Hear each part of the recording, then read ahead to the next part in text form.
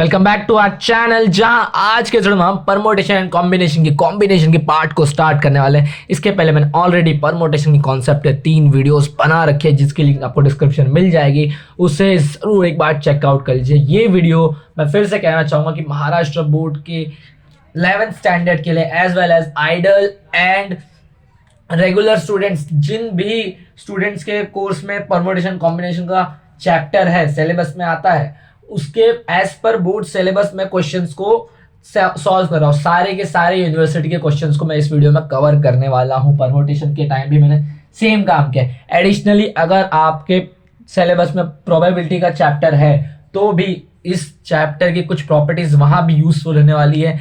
और ये कॉन्सेप्ट बहुत सारे FYS के कोर्सेज में है, तो आप किसी भी बोर्ड से बिलोंग करते हैं या फिर आप साइंस के स्टूडेंट भी है तो बेसिक कॉन्सेप्ट्स के लिए इस वीडियो को ज़रूर फॉलो कीजिए, क्योंकि मैं यहाँ पे परमोटेशन कॉम्बिनेशन से रिलेटेड सभी बेसिक कॉन्सेप्ट्स, फॉर्मूलाज और क्वेश्चंस को सॉल्व करता हूँ। तो वीडियो बड़ा इंटरेस्टिंग होना है, अंत तक बिना स्किप किए ज़रूर देखिएगा। तो सबसे पहले बात करें तो combination all about selection, team arrangement, ऐसे टाइप का कह सकते कि कुछ लोगों में से आपको कुछ लोगों को सेलेक्ट करके एक टीम बनाना पड़ता है। Permutation was about arrangement. ये सब मैंने ऑलरेडी बेसिक वीडियो में कवर अप करके रखा है। कॉम्बिनेशन जब हम सम सॉल्व करेंगे तो वहां पे हमें एक फॉर्मूला अप्लाई करना पड़ेगा, जिसे कहते हैं NCR का फॉर्मूला भी, विच is n factorial upon r factorial into n minus r factorial. Permutation का फॉर्मूला भी बहुत हद तक इससे ही मिलता जुलता फॉर्मूला था, बस वहां पर ये r फैक्टोरियल नहीं आ रहा था। n मतलब होता है नंबर ऑफ ऑब्जेक्ट, यानी कि वो चीजें जिनमें से हमें टीम का चुनाव करना पड़ता है, उतने नंबर्स के लोग, या फिर कुछ लोगों में से, कुछ बुक्स में से, कुछ लेटर्स में से, ऐसे जो ऑब्जेक्ट्स होते हैं वो कहलाते हैं n, यानी कि number of objects. r is about the place, available place. ये सब हम लोगों ने परमोटेशन में ऑलरेडी डिस्कस कर रखा है। n और r का यहाँ पे अगर मैं साथ में मतलब बताऊं तो मान लीजिए हमें कहा गया है कि 10 लोग हैं और 10 में से आप लोगों को 4 जन को सेलेक्ट करके एक टीम बनानी है। तो 10 is your number of object and R is your available place, which is 4 लोगों का आपको एक टीम बनाना है। हमेशा याद रखिए परमोटेशन की तरह यहाँ भी n is always greater than और इक्वल टू R। ठीक है, मतलब जितने लोग हैं या तो उतनी सीटें होंगी या फिर मतलब जगह होगी, या फिर उससे कम जगह होगी, बट अवेलेबल प्लेस कभी भी n से ज्यादा नहीं हो सकता। ठीक है, पहले ही सब की तरफ से आपको मैं और अच्छे से एक्सप्लेन कर सकता हूं कि इन how many ways can 6 books be selected out of 10 books. पहला जो क्वेश्चन है उसमें हमें कहा जा रहा है कि हमें 6 बुक्स का सिलेक्शन करना है आउट ऑफ 10 बुक्स। मतलब हमें 10 ऑब्जेक्ट्स में से विच इज n, आपको 6 विच इज r 6 बुक्स को सेलेक्ट करना है। यहाँ पे आपको सीधे सीधे सिलेक्शन का बेसिक क्वेश्चन है, इसलिए बहुत सिंपल है कि आपको 10 में से 6 बुक को सेलेक्ट करना है। आपको n मिल गया, आपको r मिल गया। परमोटेशन की तरह ही यहाँ भी n और r आपको समझना पड़ेगा। अगर ये आप समझ गए, फॉर्मूला आपके पास है, लॉजिकली जाइए, फॉर्मूला को अप्लाई कीजिए और आंसर फाइंड आउट कीजिए। तो n है हमारे पास 10 और r है हमारे पास 6। NCR का जो फॉर्मूला है आपको दिख रहा होगा, इसे ही हम अप्लाई करेंगे। n की जगह पे बस 10 और r की जगह पे 6। n फैक्टोरियल मतलब 10 फैक्टोरियल अपॉन r यानी कि 6 factorial into n minus r factorial which is 10 minus 6 factorial. 10 factorial upon 6 factorial into 4 factorial. 10 factorial को मैं 6 फैक्टोरियल तक एक्सपांड करूंगा। कैसे? 10 into 9 into 8 into 7 into 6 factorial तक लेके जाके 6 फैक्टोरियल, और 4 फैक्टोरियल को मैं एक्सपांड कर सकता हूँ till 1। 4 into 3 into 2 into 1। 6 factorial gate cancer. 4 1 ज़ा 4, 4 2 ज़ा 8। नॉर्मल कैलकुलेशन है। 2 1 ज़ा 2, 2 2 ज़ा 2 1 ज़ा 2 सॉरी 3 1 ज़ा 3, 3 3 ज़ा 9। आई नो थोड़ा सा वहाँ गड़बड़ हो गई है। तो जो क्लियर नंबर्स मिले हैं, जैसे कि न्यूमरेटर में देखें तो 10 बचा है, 3 बचा है, ये 2 और ये 2 कैंसिल हो चुका है, सिर्फ 7 बचा है, और न्यूमरेटर में कुछ भी, सॉरी डिनोमिनेटर में कुछ भी नहीं बचा। 3 into 7 is 21। My final answer is 210 ways. मैं 10 में से 6 बुक्स को 210 वेज से सेलेक्ट कर सकता हूँ। सेकंड सम भी सेम टू सेम ऐसा ही है, वहां पे भी आपको बस कहा गया है कि आपको चार, in how many ways can 4 boys be selected out of 7 boys. N यानी कि नंबर ऑफ ऑब्जेक्ट है आपका 7, और आपको सिलेक्शन कितने लोगों का करना है, मतलब आर कितने लोगों को सिलेक्ट करना है, 4 लोगों। एन है, आर है, सिंपल सा हमें कॉम्बिनेशन का फॉर्मूला अप्लाई करके फाइनल आंसर आप मुझे टेलीग्राम पे बता सकते हैं इसका, ठीक है, एनसीआर का फॉर्मूला अप्लाई करके। Third some is about a question paper contains 2 section. Section 1 consists of four questions, of which 2 are to be attempted, and section 2 consists of 5 questions, of which 3 are to be attempted. Find the number of ways the questions in the paper of attempting the questions in the paper. Simple है, समझिएगा जरा। हमें एक question paper के बारे में बात की जा रही है जिसमें है 2 सेक्शन। पहला है सेक्शन 1 और दूसरा है सेक्शन 2, ठीक है। कहा जा रहा है कि पहले वाला जो सेक्शन है उसमें है 4 क्वेश्चंस, जिसमें से एटलीस्ट कुछ नहीं, जिसमें से हमें 2 क्वेश्चंस को अटेम्प्ट करना है, यानी कि हमारा n नंबर ऑफ ऑब्जेक्ट या फिर नंबर ऑफ ऑप्शंस कह सकते हैं आप, है 4, और हमें जिसमें से सिर्फ 2 ही ऑप्शंस को सेलेक्ट करना है या फिर 2 ही क्वेश्चंस को अटेम्प्ट करना कह सकते हैं आप। 4 क्वेश्चन से 2 क्वेश्चंस को ही अटेम्प्ट करना है। और सेक्शन 2 में भी ऐसा कुछ कहा गया कि हमारे पास है 5 क्वेश्चंस, जिसमें से हमें 3 क्वेश्चंस को अटेम्प्ट करना है। तो हमें कहा गया है find the number of ways of attempting the questions in the paper. अब इसके पहले, बहुत पहले, लॉन्ग अगो, मैंने परम्यूटेशन कॉम्बिनेशन का जब चैप्टर स्टार्ट किया था तो मैंने एक एंड और का कॉन्सेप्ट बताया था, जिसे मैं यहाँ पे शॉर्ट में बताना चाहूँगा कि जब भी इस परम्यूटेशन कॉम्बिनेशन के चैप्टर में एंड वर्ड आए तो हमें मल्टीप्लिकेशन अप्लाई करना है। एंड वर्ड सीधे नहीं कहा गया होगा, ये हमें समझना पड़ेगा कि उस आंसर की नीड क्या है, एंड है या फिर और है, और के टाइम होता है ऐड, ठीक है। तो हमें पहले सेक्शन में कहा गया है कि 4 क्वेश्चन में से 2 क्वेश्चन अटेम्प्ट करना, तो कितने, यहाँ पे हमें कॉम्बिनेशन का फॉर्मूला अप्लाई करना पड़ेगा। क्यों? क्योंकि यहाँ पे सिलेक्शन के हिसाब से बात हो रही है। जब भी बात हो अरेंजमेंट की, हमें याद रखना है परम्यूटेशन को, और जब भी बात हो टीम मेकिंग की या फिर सिलेक्शन की, तो हमें कॉम्बिनेशन का फॉर्मूला अप्लाई करना है, ठीक है। और सेक्शन 1 के हिसाब से अगर मैं बात करूं, इसकी मैं सेक्शन 1 के हिसाब से अभी फिलहाल बात करने वाला हूं। मेरा n है 4, यहाँ पे कॉम्बिनेशन का फॉर्मूला अप्लाई करना याद रखिएगा। n है मेरा 4 और मेरा r है 2। एनसीआर का जो बेसिक फॉर्मूला है, एक्चुअली में इस कॉम्बिनेशन के पूरे कॉन्सेप्ट में सिर्फ एक ही फॉर्मूला है, उसके अकॉर्डिंग 4 फैक्टोरियल अपॉन r यानी कि 2 फैक्टोरियल। याद रखिए, चाहे तो आप फॉर्मूला अगर आपको याद होगा तो अच्छी बात है, तो फॉर्मूला वो सामने रख के सॉल्व कीजिए। Into n minus r factorial, 4 factorial upon 2 into 2 factorial. ये मैं फिलहाल सिर्फ सेक्शन 1 का ही सॉल्व कर रहा हूँ। 4 फैक्टोरियल को मैं 2 फैक्टोरियल तक एक्सपांड कर सकता हूँ, और नीचे तो 2 फैक्टोरियल ऑलरेडी है। 2 फैक्टोरियल को अगर मैं एक्सपांड करूँ तो 2 into 1, 2 factorial get cancel, 4 into 3 upon 2, 2 2 ज़ा 4, आंसर विल कम 6। मैं सेक्शन 2 के हिसाब से भी सेम चीज़ को सॉल्व करूँगा। सेक्शन 2 में मेरा n कुछ और है और r भी कुछ और है, ठीक है। n और r मतलब ये डिस्कशन हम लोग ऑलरेडी परम्यूटेशन में कर चुके हैं, तो उसे वापस डिटेल में एक्सप्लेन नहीं करूँगा। अगर आपने परम्यूटेशन की वीडियोस नहीं देखे तो उसकी लिंक आपको डिस्क्रिप्शन में मिल जाएगी। कॉम्बिनेशन का फॉर्मूला सेकेंड सेक्शन के लिए, n है मेरा 5 और r है मेरा 3। n factorial which is 5 factorial upon r factorial which is 3 factorial into n minus r factorial. मैंने कॉम्बिनेशन का सिंपल सॉर्टेड फॉर्मूला अप्लाई किया। 5 factorial upon 3, 5 minus 3 is 2 factorial. 5 factorial को मैं 3 फैक्टोरियल तक एक्सपांड करूंगा। 3 फैक्टोरियल गेट कैंसिल, 2 1 ज़ा 2, 2 2 ज़ा 4, answer will कम 10।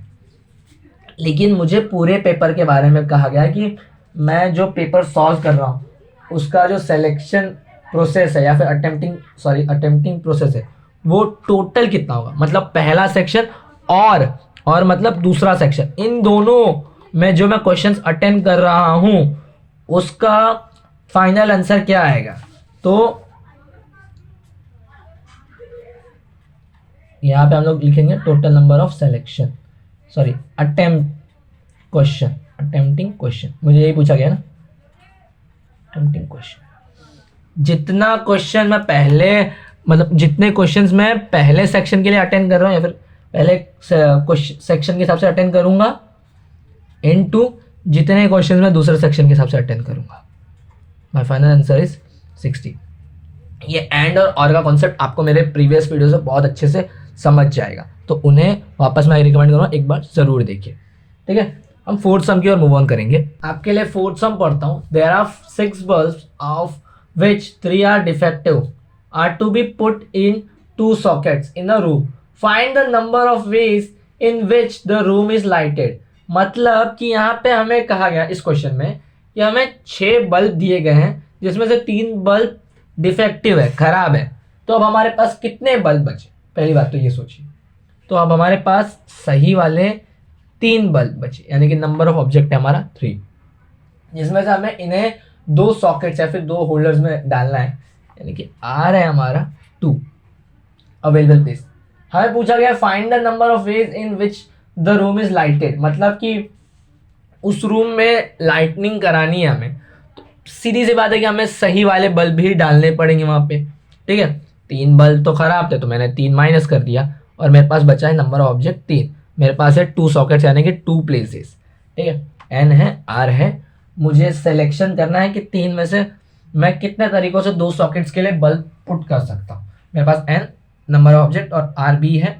मुझे सीधे सीधे एनसीआर का फॉर्मूला अप्लाई करना है। एनसीआर का मेरा फॉर्मूला क्या है, एन फैक्टोरियल अपॉन एनसीआर मतलब कॉम्बिनेशन का formula upon R factorial into N minus R factorial.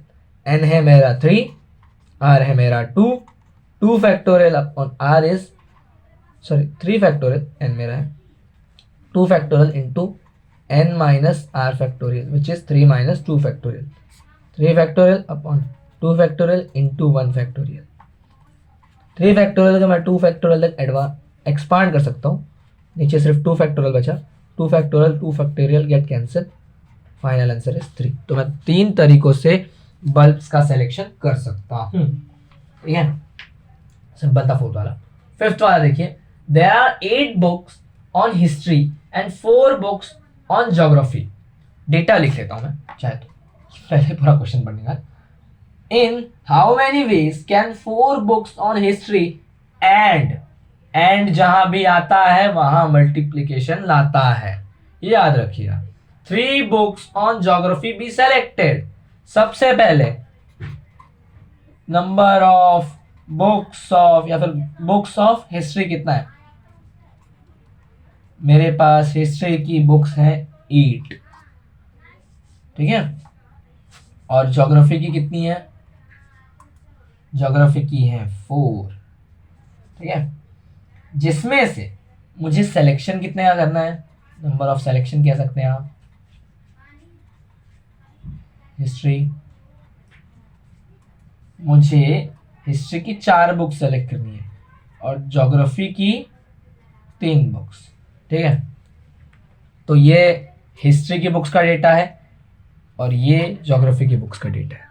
ठीक है, पहले मैं अगर हिस्ट्री के हिसाब से बात करूं या फिर सिलेक्शन बाय हिस्ट्री। ठीक है,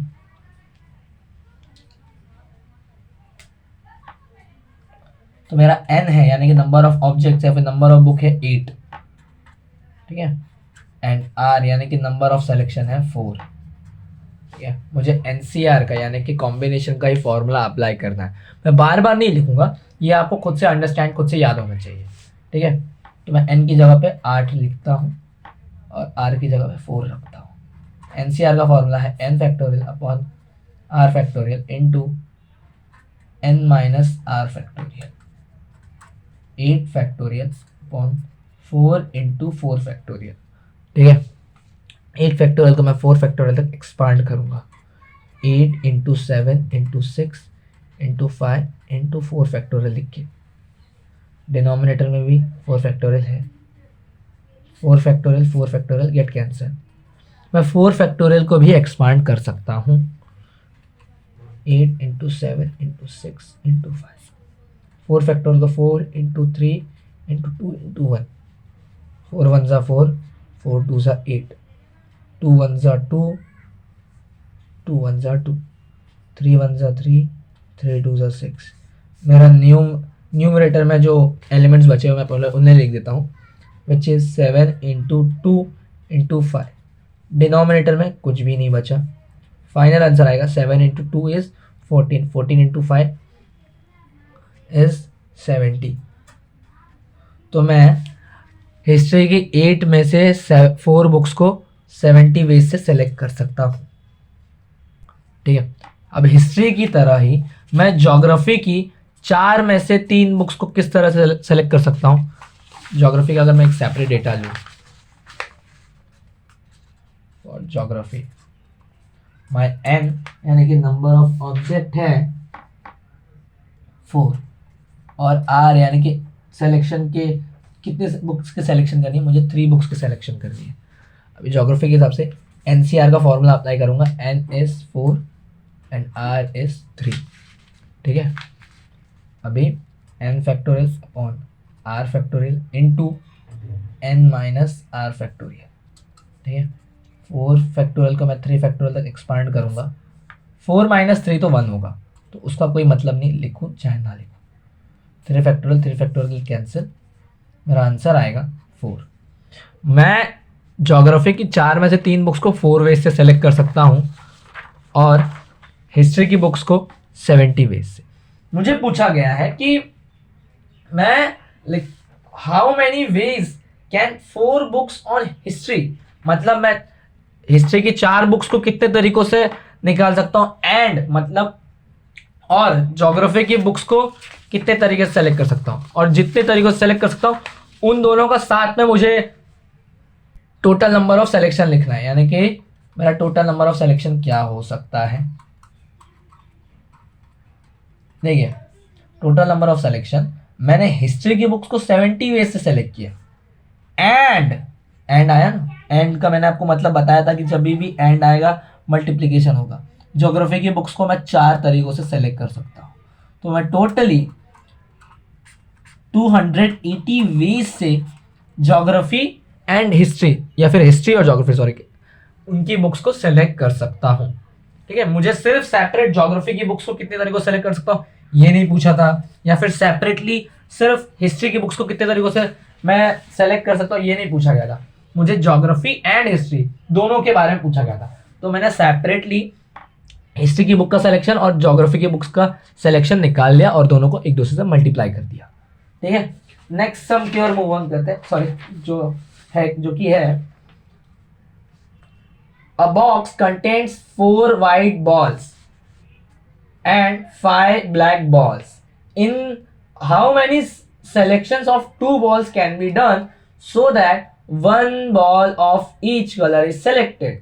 Second is both balls are white. Third is no white ball is selected. तो मैंने जो क्वेश्चन का गिवन डेटा था वो मैंने उतार दिया है कि मेरे पास 4 वाइट बॉल्स है और 5 ब्लैक बॉल्स है, जिसमें से मुझे 2 बॉल्स को ही सेलेक्ट करना है। ठीक है, अगर मैं टोटल नंबर ऑफ बॉल्स की बात करूँ तो वो है 9, मतलब 4 वाइट की और 5 ब्लैक की सेपरेट है, बट टोटल मेरे पास 9 बॉल्स है, ये याद रखिएगा। हमें डिफरेंट कंडीशन दी गई, जिसमें से पहली कंडीशन है कि 1 ball of each colour is selected. ठीक है, मेरे पास 2 टाइप की बॉल है और मुझे 2 बॉल्स को ही सेलेक्ट करना है। पहला कंडीशन जो है उसके अकॉर्डिंग मुझे दोनों कलर्स की एक एक बॉल चाहिए, और एक्चुअल में मेरा नंबर ऑफ सिलेक्शन, अगर मैंने मतलब कह सकते हैं आप लोग कि अगर मैंने मुझे एक वाइट की बॉल लेनी है और एक ब्लैक की बॉल लेनी है, कंसिडरेबल यही हम लोग को भी चाहिए कि हमें 2 ही बॉल लेनी है, तो एक वाइट की और एक ब्लैक की ले सकते हैं ना, तो टोटल नंबर ऑफ सिलेक्शन क्या हो सकता है?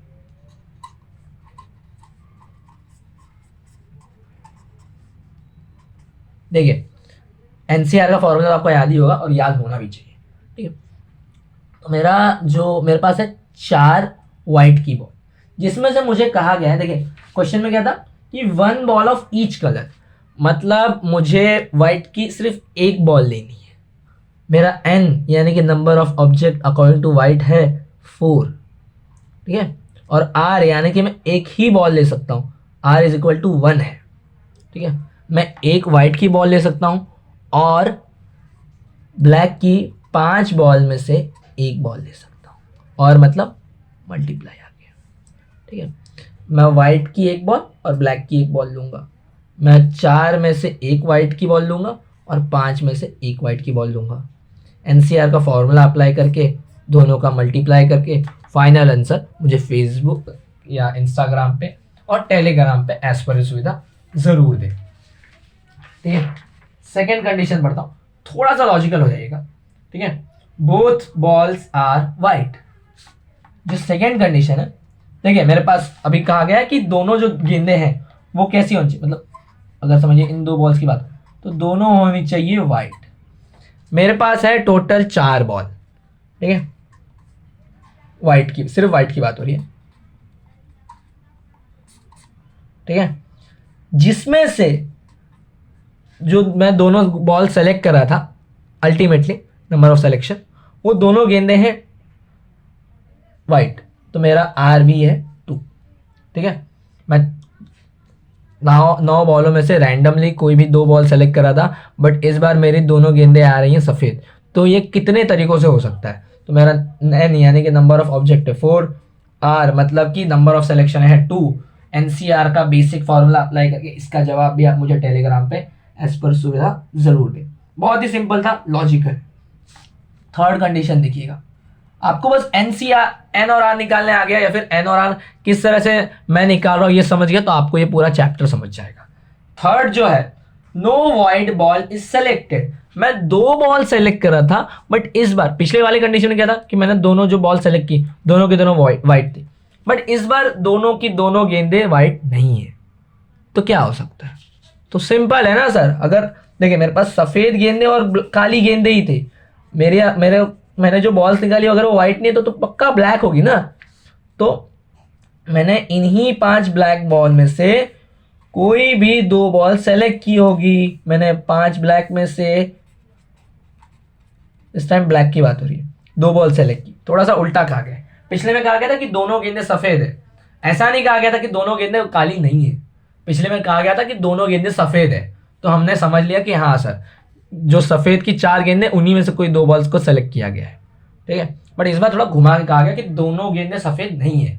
इसका मतलब सर कि अगर वो दोनों गेंदें सफ़ेद नहीं है तो वो दोनों गेंदें हैं काली, और मेरे पास 5 काली गेंदें हैं जिसमें से मैं कोई भी 2 गेंदों को सेलेक्ट कर सकता हूँ। तो मेरा नंबर ऑफ ऑब्जेक्ट है 5, आर यानी कि अवेलेबल सेलेक्शन है 2। सिंपल है, फॉर्मूला लगाइए, उसका जवाब मुझे एज पर सुविधा जरूर दीजिए। 7 सम पढ़ता हूँ। अ box content 6 blue 4 green and 2 white balls. Same balls का कॉन्सेप्ट है। How many selections of 3 balls can be done. मुझे मतलब यहाँ पे मैं 3 बॉल्स को सेलेक्ट कर रहा हूँ। याद रखिएगा हमेशा मेरा यहाँ पे आर यानी कि अवेलेबल स्पेस होने वाला है 7 सम में 3, ठीक है। कंडीशंस अलग अलग है। 1 ball of each colour is selected, इसी पहले कंडीशन की तरह, ठीक है। At least 1 white ball is selected, ठीक है, कम से कम एक वाइट बॉल मैं सेलेक्ट कर रहा हूँ, ठीक है। No white ball is selected, sum करेंगे हम लोग। ये मैंने कंडीशंस पढ़ दी। देखिए मैंने गिवन डेटा को लिख रखा है कि मेरे पास 2 सफ़ेद गेंदे, 4 हरी गेंदे और 6 नीली गेंदे यानी कि ब्लू बॉल्स हैं, ठीक है, जिसमें से मुझे अल्टीमेटली 3 बॉल्स ही सेलेक्ट करने हैं। इन पूरे मतलब 12 बॉल्स में से 3 बॉल ही हमेशा सेलेक्ट करनी है। पहली कंडीशन में कहा गया था कि 1 ball of each colour is selected, मतलब मैं जब ये 3 बॉल्स को सेलेक्ट करूंगा तो एक गेंद सफ़ेद की, एक हरी की और एक ब्लू की होनी चाहिए। तो टोटल नंबर ऑफ सेलेक्शन क्या होगा, मैं 2 वाइट में से एक बॉल सेलेक्ट कर सकता हूँ और मैं 4 ग्रीन बॉल्स में से एक बॉल सेलेक्ट कर सकता हूँ, मुझे कहा गया है। एंड सेम फॉर मैं 6 ब्लू बॉल में से एक बॉल सेलेक्ट कर सकता हूँ। मुझे कहा गया था ना कि वन ऑफ ईच बॉल, मुझे हर टाइप के मतलब वाइट बॉल्स, ग्रीन बॉल्स और जो कि है ब्लू बॉल्स, उनमें से हर टाइप के बॉल का एक एक बॉल सेलेक्ट करना है। तो मैंने वही किया, अवेलेबल प्लेस या फिर अवेलेबल सेलेक्शन है 1 सबका।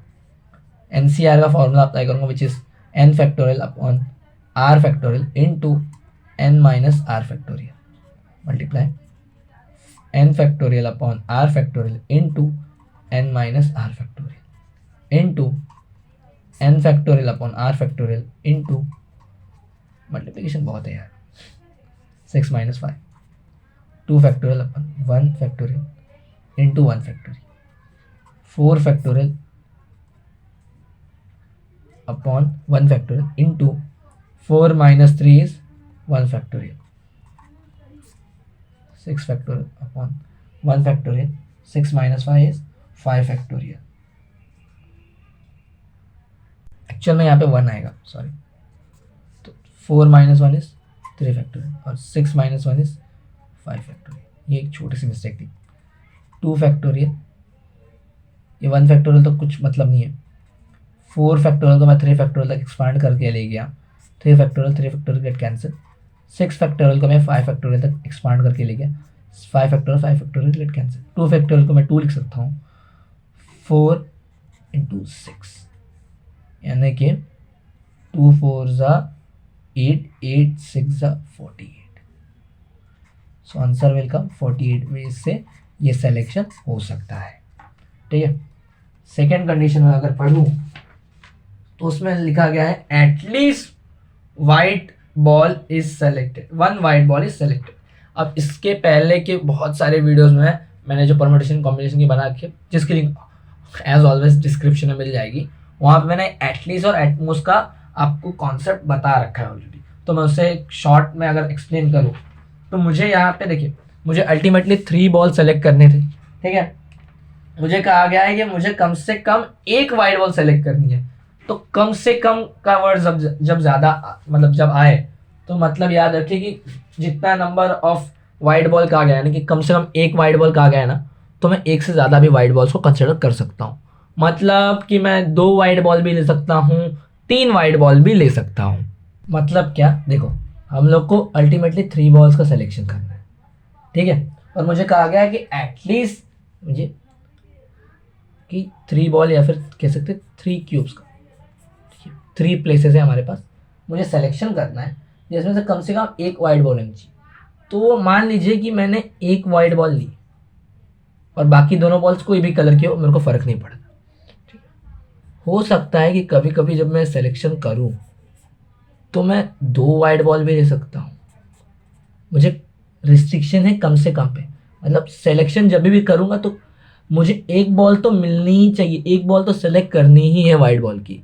लेकिन मैं हो सकता है 2 बॉल भी सेलेक्ट कर लूँ, और ये कर सकते हैं, ये एप्लीकेबल है। क्या पता समटाइम्स मैं जो तीनों बॉल्स है ना, तीनों बॉल्स, तीनों के तीनों वाइट बॉल ले लूँ। ठीक है, मुझे 3 बॉल सेलेक्ट करनी, ये मुझे पता है, और मुझे कम से कम 1 बॉल जो सेलेक्ट करूँगा मैं वो वाइट होनी चाहिए। ये कम से कम और ज़्यादा से ज़्यादा यानी कि एटलीस्ट और एटमोस्ट का कॉन्सेप्ट मैंने ऑलरेडी क्लियर कर रखा है। तो अगर वो वीडियो नहीं भी देखी तो ये एक छोटा सा जो आपको मैंने एग्जाम्पल है इसकी तरफ से आपको शायद समझ गया होगा। तो मतलब हो सकता है कि मैं 1 बॉल वाइट का सेलेक्ट करूं, या 2 बॉल वाइट का सेलेक्ट करूं, या 3 बॉल वाइट का सेलेक्ट करूं। अब ये मैंने ऐड क्यों डाला है, क्योंकि यहाँ पे वर्ड आ रहा है और। I can select 1 white ball और मे बी 2 वाइट बॉल्स और मे बी 3 वाइट बॉल्स। जब भी और का वर्ड आता है परम्यूटेशन कॉम्बिनेशन में, वहाँ पे एडिशन यूज होता है। ठीक है, तो अभी देखिए टोटल नंबर ऑफ सेलेक्शन।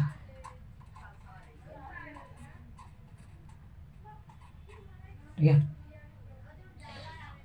मुझे 3 बॉल सेलेक्ट करने थे। अगर मैं वाइट का 1 बॉल सेलेक्ट करता हूं, पहली बात तो ये ध्यान रखिए कि इस पूरे क्वेश्चन में वाइट के अलावा भी 2 और कलर्स की बात हुई थी, ग्रीन बॉल्स और ब्लू बॉल्स की, जिनका टोटल अगर मैं मारूं तो वो है 10 बॉल्स। मैं फिलहाल ये टोटल क्यों कर रहा हूं, क्योंकि ये जो कंडीशन है इसमें वाइट बॉल्स का बहुत रोल अहम है।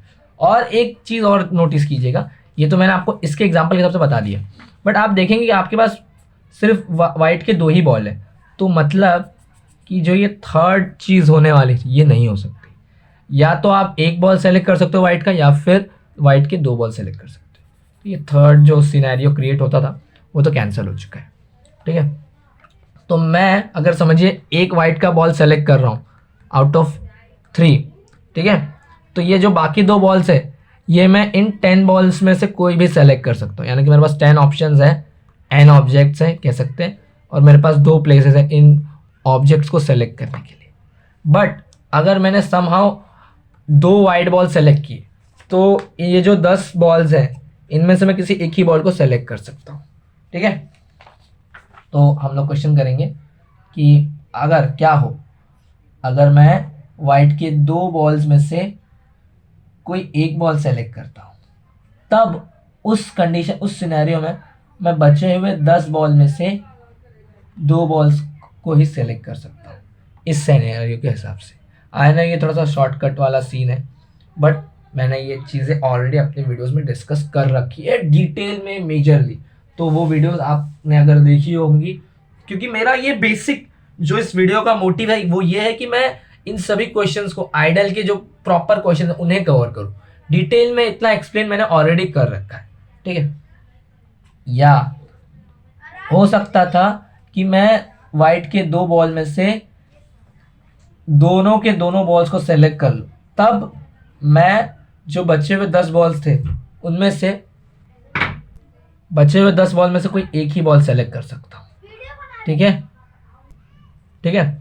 ये इस पूरे एग्जाम्पल के जरिए मैंने आपको समझा दिया, डेमोन्स्ट्रेशन टाइप का था। अब इसका जो भी आंसर आएगा which is n factorial upon r factorial into n minus r factorial multiply by n factorial upon r factorial into n minus r factorial add n factorial upon r factorial into n minus r factorial multiply by n factorial upon r factorial into n minus r factorial 2 factorial upon 1 factorial into 1 factorial multiply 10 factorial 2 factorial 8 factorial add 2 factorial 2 factorial 0 factorial multiply 10 factorial 1 factorial into 9 factorial. I know थोड़ा सा calculation लेंदी लगेगा, but बहुत easy है। देखिए 1 factorial कोई मतलब नहीं है, 10 फैक्टोरियल को मैं 8 फैक्टोरियल तक एक्सपांड करूँगा, 8 factorial 1 factorial get cancel, 2 factorial भी कैंसिल हो चुका है, मल्टीप्लाई 10 फैक्टोरियल को मैं 9 फैक्टोरियल तक ले जा सकता हूँ, 9 factorial cancel, 2 1 2 90 add 10 is equal to 100। मैं 100 वेज से ये सिलेक्शन कर सकता हूँ। अगर आप कैलकुलेशन का पार्ट नहीं समझा तो वो आप खुद से ट्राई कीजिएगा, बट आई होप कि आपको ये जो कंडीशन मैंने बनाई, कॉम्बिनेशन में कंडीशन बनाना बहुत ही ज़्यादा ज़रूरी होता है, वो समझा होगा, ठीक है। आप चाहे तो वीडियो को रिमाइंड करके भी एक बार डिटेल में वीडियो को स्लो चलाकर भी इस क्वेश्चन को समझ सकते हैं, इस कंडीशन को। हम नेक्स्ट कंडीशन की ओर जाते हैं, जिसके अकॉर्डिंग कहा गया है हमें कि हम जो भी बॉल सेलेक्ट कर रहे हैं उसमें एक भी वाइट बॉल नहीं है। ये बहुत इजी है। देखिए जो थर्ड कंडीशन है, हमें 3 बॉल सेलेक्ट करनी है, ठीक है। पिछले वाले क्वेश्चन में कहा गया था एटलीस्ट 1 बॉल, तो मैं 2 बॉल भी सेलेक्ट कर सकता वाइट बॉल का, बट यहाँ पे कहा गया कि वाइट का एक भी बॉल मैं सेलेक्ट नहीं कर सकता। तो हमारे पास टोटल नंबर ऑफ बॉल्स थी 12, ठीक है, जिसमें से जो वाइट की बॉल्स थी वो थी 2 बस। वाइट की सिर्फ हमारे पास 2 बॉल्स थी, आप देख सकते हैं, ठीक है। तो ये तो बहुत इजी है। हमारे पास अगर हमें वाइट की बॉल हम सेलेक्ट नहीं कर सकते, तो हमारे पास जो बचे हुए 10 बॉल हैं उसमें से हम कोई भी 3 बॉल्स को सेलेक्ट कर सकते हैं। मतलब मेरे पास 10 बॉल है जिसमें से मैं 3 बॉल्स को सेलेक्ट कर सकता हूँ। एन है, आर है, सिंपल सा NCR का फॉर्मूला अप्लाई कीजिए और जवाब मुझे टेलीग्राम पे ज़रूर दीजिए। होप सो कि आपको ये वीडियो पसंद आया। अगर हाँ तो प्लीज़ वीडियो को लाइक करें, कमेंट करें और शेयर ज़रूर करें। इसके सेकंड पार्ट के लिए हमारे चैनल को सब्सक्राइब करके हमारे साथ ज़रूर बने रहें।